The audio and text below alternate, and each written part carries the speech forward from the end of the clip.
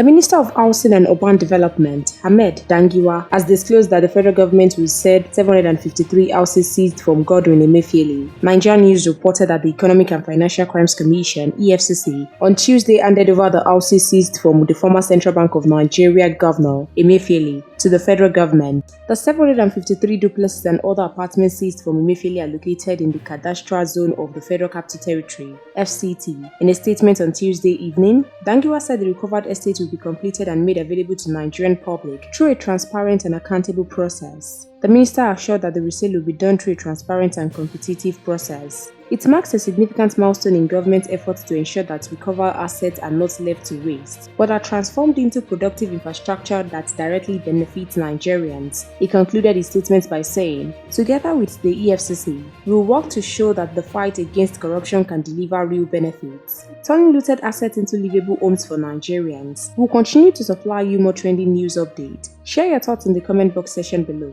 and please stay tuned to Naija News TV.